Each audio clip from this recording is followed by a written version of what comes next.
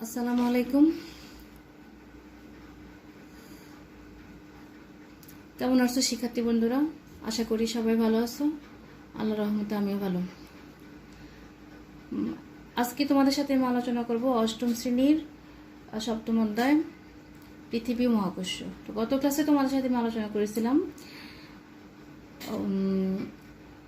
মহাকর্ষ সম্পর্কে। আজকে আমরা আলোচনা করব অভিকর্ষটা কি, অভিকর্ষ এবং অভিকর্ষজ ত্বরণ। আচ্ছা, আমরা জানি যে সকল গ্রহ পৃথিবী সূর্যের চারিদিকে ঘুরে। গ্রহ সূর্যকে কেন্দ্র করে চারদিকে ঘুরছে। আচ্ছা, এই গ্রহগুলি একে অপরকে আকর্ষণ করে, এই আকর্ষণ বল হলো মহাকর্ষ। কিন্তু পৃথিবী এবং অন্য কোনো গ্রহ বা পৃথিবী এবং অন্য কোনো বস্তুর যে আকর্ষণ, সেটাকে কি বলে?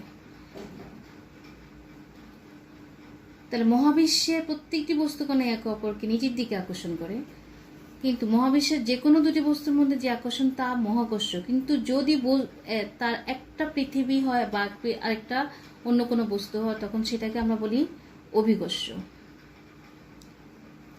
মধ্যাকর্ষণ শক্তি বা অভিকর্ষ।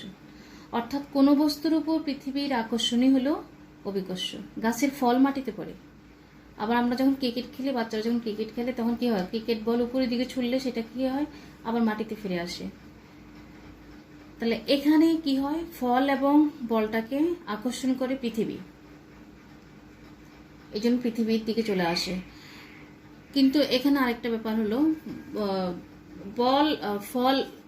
বল এবং বলটা তো উপরের দিকে যেতে পারতো, যেহেতু বলের নিজেরও তো একটা আকর্ষণ শক্তি আছে।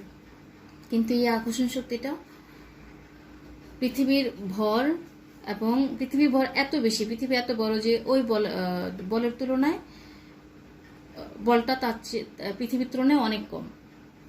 তার পৃথিবীর আকর্ষণ শক্তি বেশি হয়, বলটা উপরের দিকে না গিয়ে নিচের দিকে চলে আসে। পৃথিবী অনেক বড়। আচ্ছা, বলটা পৃথিবীকে আকর্ষণ করলে পৃথিবী অনেক বড়, আর আকর্ষণ বলটা বেশি হয় ক্রিকেট বল যেটা উপরে আমরা ছুরি, সেটি আবার পৃথিবীর দিকে চলে আসে। তাহলে আমরা কি বলতে পারি? পৃথিবী এবং অন্য যে কোনো বস্তুর মধ্যে যে আকর্ষণ, তাকে বলা হয় অভিকর্ষ। সূর্য ও চন্দ্রের মধ্যে যে আকর্ষণ, তা কিন্তু মহাকর্ষ। কিন্তু পৃথিবী এবং আমার মধ্যে, পৃথিবী এবং যে কোনো বস্তুর মধ্যে যে আকর্ষণ, সেটা হলো কি? অভিকর্ষ। আবার পৃথিবীর সাথে অন্য যে কোনো গ্রহের আকর্ষণ, সেটা হলো কি? মহাকর্ষ। আচ্ছা, এবার আমরা জানি ত্বরণটা কি। ত্বরণ হলো বল প্রয়োগে কোনো বস্তুর যদি বেগের পরিবর্তন হয়, সেটাকে আমরা ত্বরণ বলি। ত্বরণ। তাহলে কি হয়? প্রতি সেকেন্ডে যে বেগ বৃদ্ধি পায় তাকে আমরা ত্বরণ বলি। তাহলে এখানেও অভিকর্ষ বলের, যখন কোনো বস্তু উপরের দিকে ছোড়া হয়, তা আবার যদি নিচের দিকে চলে আসে, তখন একটা বল কাজ করে, সেটা হলো কি? অভিকর্ষ বল। অভিকর্ষ বলের প্রভাবে কোনো বস্তু যখন মুক্তভাবে নিচের দিকে পড়ে, তখন যে ত্বরণ হয় সেটা হলো কি? অভিকর্ষজ ত্বরণ। অভিকর্ষজ ত্বরণকে স্মল জি দ্বারা প্রকাশ করা হয়। তাহলে অভিকর্ষ সংজ্ঞা আকারে কি বলতে পারে আমরা? অভিকর্ষ বলের প্রভাবে ভূপৃষ্ঠে মুক্তভাবে পড়ন্ত কোনো বস্তুর বেগ বৃদ্ধির হারকে বলা হয় অভিকর্ষজ ত্বরণ। যেহেতু অভিকর্ষ ত্বরণ এক প্রকার ত্বরণ, আর এককটা হলো কি? জি সমান সমান কি লেখা যায়? জি করে লেখা যায় ওই মিটার সেকেন্ড স্কয়ার। ত্বরণের যে একক, অভিকর্ষ ত্বরণেরও সেই একক। আচ্ছা, আমরা তো জানি F ইকুয়াল, আগে পড়ে আসছে নিউটনের মহাকর্ষণ সূত্র, F equal G m1 m2 by d square. তাহলে এখানে m যদি হয় পৃথিবীর ভর, m কে আমরা পৃথিবীর ভর ধরি, পৃথিবীর ভর,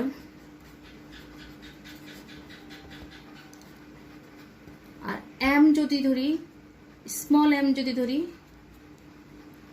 কোনো বস্তু, পৃথিবীর নিকটে কোনো বস্তুর ভর, পৃথিবীর নিকটে কোনো বস্তুর ভর,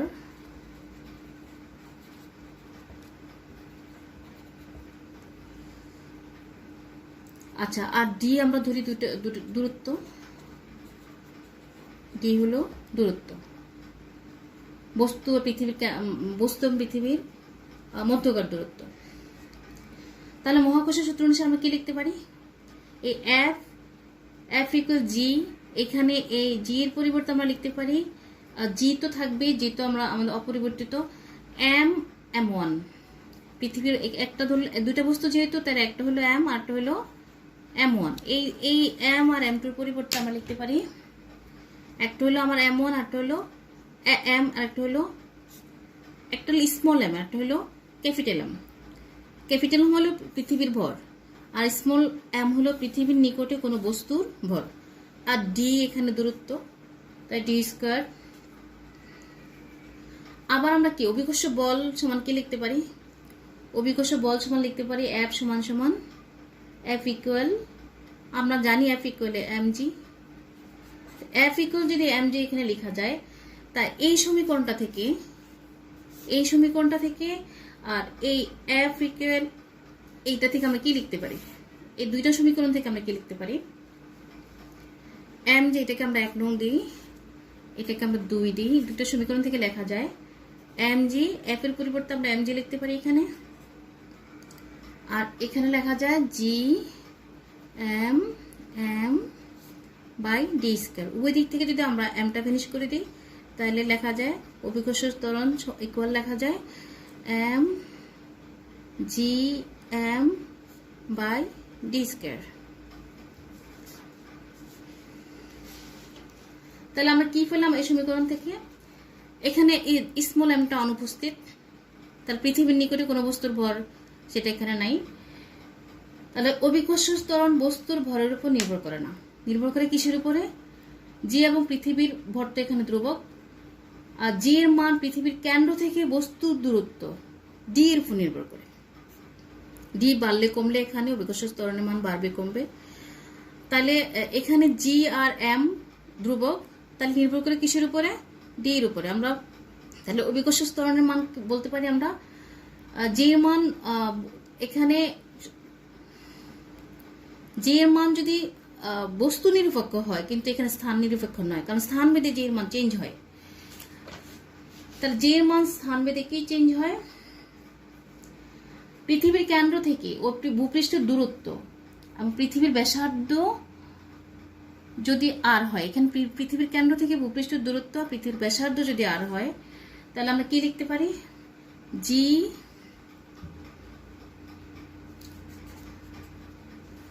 মানে এই ডি লিখবো আমরা জি এম, এখানে আর স্কয়ার, মানে এখানে এই ব্যাসার্ধটা আমরা, আর এটা ধরে আমরা পৃথিবী, যেহেতু পৃথিবী আমাদের কিরকম পৃথিবী দেখতে গোলাকার নয়, কিছুটা চাপা, মেরু অংশ কিছুটা চাপা, তাহলে এখানে আমরা জি এর ব্যাসার্ধ মানে ডি দূরত্ব, মানে আর এখানে যদি ব্যাসার্ধ ধরা হয়, তাহলে আমরা অভিকর্ষ ত্বরণ জি কি পাই? G M by R square. এখানে জি হলো ধ্রুবক, মহাকর্ষীয় ধ্রুবক, আর এম হলো এখানে পৃথিবীর ভর, আর আর হলো ব্যাসার্ধ। আচ্ছা, এবার যেহেতু আমরা জানি যে পৃথিবী সম্পূর্ণ গোলাকার নয়, মেরু অঞ্চল কিছুটা চাপা, পৃথিবীর ব্যাসার্ধ আর ধ্রুবক, আবার ভূপৃষ্ঠের সর্বত্র জি এর মান সমান হয় না, কারণ মেরু অঞ্চলে পৃথিবীর ব্যাসার্ধ, এটা মেরু অঞ্চল এখানে আমি কিছুটা চাপা দেখাইলাম, ধরি এটার ব্যাসার্ধ জাস্ট ধরা, এটার ব্যাসার্ধ আমরা ধরি 5, এটার ব্যাসার্ধ ধরি 3। যেহেতু মেরু অঞ্চলে পৃথিবীর ব্যাসার্ধ কম, বিষুবীয় অঞ্চলে পৃথিবীর ব্যাসার্ধ বেশি, আমরা জানি যে দুটি বস্তুর যদি মধ্যকার দূরত্ব কম হয়, তাহলে আকর্ষণ বল বেশি হয়, আর মধ্যকার দূরত্ব যদি বেশি হয়, তাহলে আকর্ষণ বল কম হয়। তাহলে যেহেতু মেরু অঞ্চলের কাছাকাছি পৃথিবীর কেন্দ্রের, তাহলে এখানে মেরু অঞ্চলে জি এর মান 9.83, জি এর মান বেশি। আর বিষুবীয় অঞ্চলে যদি পৃথিবীর ব্যাসার্ধ কম, তাহলে তাদের মধ্যকার দূরত্ব কম ধরা যায়, ব্যাসার্ধ কম হলে তো অবশ্যই দূরত্ব বেশি।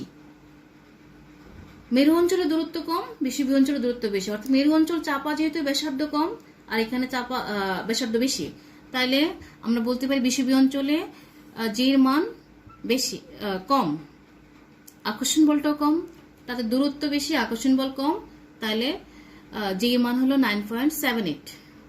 আর ক্যান্ডে তো কোনো আকর্ষণ বল নেই, তাহলে ক্যান্ডে জি এর মান 0। তাহলে হিসাবে সুবিধার্থে আমরা একটা জি এর মান ধরে নেই সবাই, যেটা আমরা দিয়া বিভিন্ন সমস্যা সমাধান করি, সেটা হলো 9.8 metre second square, metre second square. তাহলে এর অর্থ হচ্ছে কি, ভূপৃষ্ঠ যদি মুক্তভাবে কোনো বস্তুর ব্যাগ প্রতি সেকেন্ডে 9.8 মিটার সেকেন্ড বৃদ্ধি পায়। আচ্ছা, কোনো বস্তুকে যদি আমরা উপর দিকে ছেড়ে অভিকর্ষ বলের প্রভাবে যদি আমরা নিচের দিকে ছেড়ে দিই, ধরি আমরা একই উচ্চতা থেকে, ধর আমরা বিল্ডিং এর উপর থেকে বা একই উচ্চতা থেকে একটা পাথর বা একটা কাগজ ছেড়ে দিই, তাহলে কোনটা আগে পড়বে বা কখন পড়বে? তা এখানে কি হবে, আমরা জানি যে অভিকর্ষ ত্বরণ বস্তুর ভরের উপর নির্ভর করে না, কিন্তু এখানে তো পাথরের ভর বেশি, পাথর আর কাগজের মধ্যে অনেক ডিফারেন্স, তাহলে কোনটা আগে পড়বে? তাহলে তো একই সময় মাটিতে পৌঁছানো উচিত, কিন্তু বাস্তবে পাথরটি কাগজের আগেই মাটিতে পড়বে। কেন পড়বে? সেখানে বাতাসের ঘর্ষণ কাজ করবে, বাতাসের ঘর্ষণের কারণে একই সময় মাটিতে তারা পৌঁছতে পারবে না। বাতাস কাগজকে বাধা দিবে, কিন্তু পাথরকে বাধাটা কম দিবে, যেহেতু পাথরের ভর বেশি। তাহলে আমরা কি শিখলাম? অভিকর্ষ কি? পৃথিবী এবং অন্য যে কোনো বস্তুর মধ্যে যে আকর্ষণ তাকে বলা হয় অভিকর্ষ। আর অভিকর্ষ ত্বরণ হলো অভিকর্ষ বলের প্রভাবে ভূপৃষ্ঠে মুক্তভাবে করন্ত কোনো বস্তুর ব্যাগ বৃদ্ধি হারকে অভিকর্ষ ত্বরণ বলে। অভিকর্ষ ত্বরণকে আমরা জি দ্বারা প্রকাশ করি। তাহলে অভিকর্ষ ত্বরণ জি এর মান আমরা পাইলাম G M by R square. এখানে জি হলো মহাকর্ষীয় ধ্রুবক যেটা, আর এটা অপরিবর্তিত, এম অপরিবর্তিত, এম হলো পৃথিবীর ভর, আর হলো পৃথিবী চেঞ্জ হবে না, পৃথিবী যা আছে তাই থাকবে, পৃথিবীর ভর যা আছে তাই থাকবে, এই জন্য পৃথিবীর এম অপরিবর্তিত। কিন্তু কেন্দ্র থেকে পৃথিবীর বিভিন্ন জায়গার, যেহেতু পৃথিবীটা গোলাকার নয়, কেন্দ্র থেকে পৃথিবীর বিভিন্ন জায়গায় দূরত্ব কম বেশি আছে, এই জন্য আর এর মান অপরিবর্তিত, অর্থাৎ আর এর উপর নির্ভর করে জি এর মান, অভিকর্ষ স্তরের মান নির্ভর করে দূরত্বের উপরে। তাইলে আমরা যেহেতু পৃথিবী মেরু অঞ্চল চাপা, বিষুবীয় অঞ্চলে একটু দূরত্ব বা বিষুবীয় অঞ্চলে ব্যাসার্ধ বেশি, মেরু অঞ্চলে ব্যাসার্ধ কম, তাহলে মেরু অঞ্চলে আকর্ষণ বলের মান বেশি থাকবে, অভিকর্ষ ত্বরণের মান বেশি থাকবে। তাহলে মেরু অঞ্চলে 9.83 আর বিষুবীয় অঞ্চলে 9.78, আর কেন্দ্র হলো 0, কেন্দ্রে কোনো আকর্ষণ বল থাকবে না। আর হিসাবে সুবিধার্থে আমরা কি ধরে নিলাম, জি এর মান 9.8 মিটার সেকেন্ড স্কয়ার, অর্থাৎ জি হলো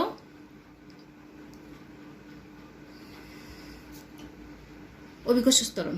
আজকে এতটুকু থাকলো, তোমরা বাসায় প্র্যাকটিস করবে, যেটা না বুঝো সেটা অবশ্যই আমাদেরকে জানাবে। আল্লাহ হাফিজ।